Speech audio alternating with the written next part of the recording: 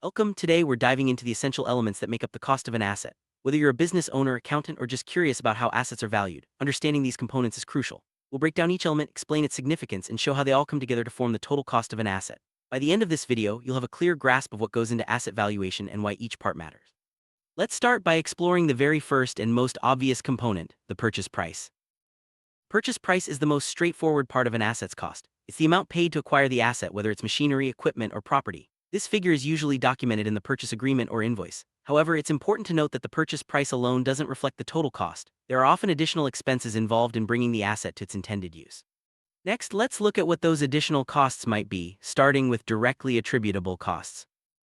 Directly attributable costs are expenses that are necessary to bring the asset to the location and condition required for it to operate as intended. These can include delivery charges, installation fees, testing costs, and even professional fees related to the acquisition. For example, if you buy a machine, the cost to transport and install it at your facility would be directly attributable. These costs are added to the purchase price to form a more accurate picture of the asset's total value. Sometimes acquiring an asset comes with future obligations. Dismantling and restoration costs refer to the estimated expenses required to remove the asset and restore the site at the end of its useful life. For instance, if a company installs heavy equipment, it may be legally required to dismantle it and restore the land. These anticipated costs are included in the asset's initial cost, ensuring that all future responsibilities are accounted for from the start. Not all assets are purchased from external suppliers. Sometimes companies build their own assets, such as manufacturing plants or custom machinery. In these cases, the cost of self-constructed assets includes all direct costs like materials and labor, as well as a portion of indirect costs such as overhead. This approach ensures that the asset's value reflects the true investment made by the company, not just the price of material.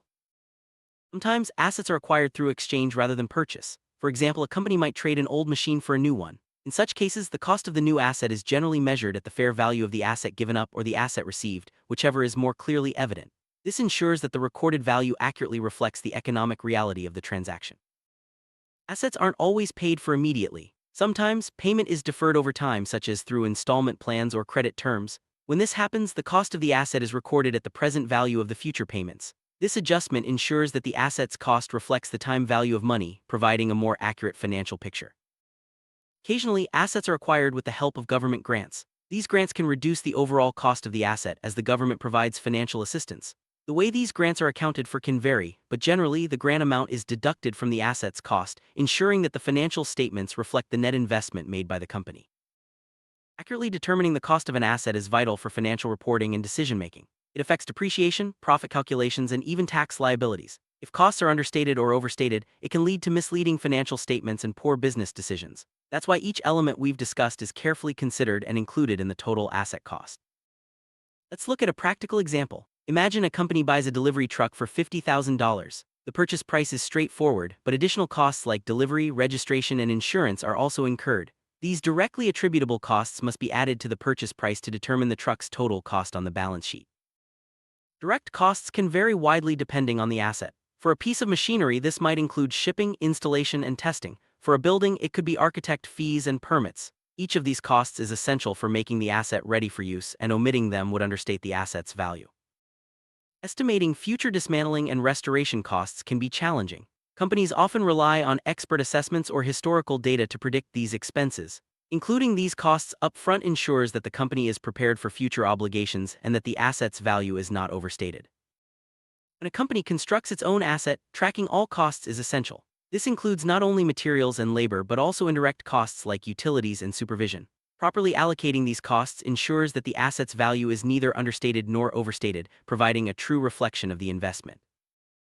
In asset exchanges, determining fair value is key. If the fair value of the asset given up is more evident, that's used as the basis for the new asset's cost. If not, the fair value of the asset received is used. This approach ensures transparency and consistency in financial reporting.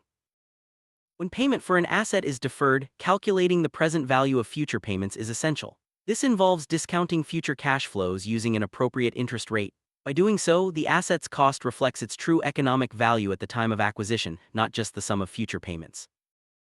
Government grants can take many forms, such as cash subsidies or tax incentives. When an asset is acquired with a grant, the grant amount is deducted from the asset's cost. This ensures that the company's financial statements accurately reflect the net amount invested in the asset, providing a fair view to stakeholders.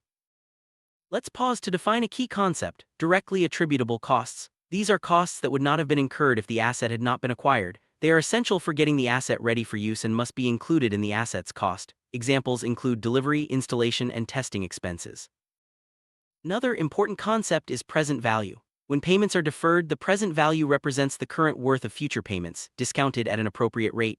This ensures that the asset's cost reflects the time value of money, which is a fundamental principle in accounting and finance.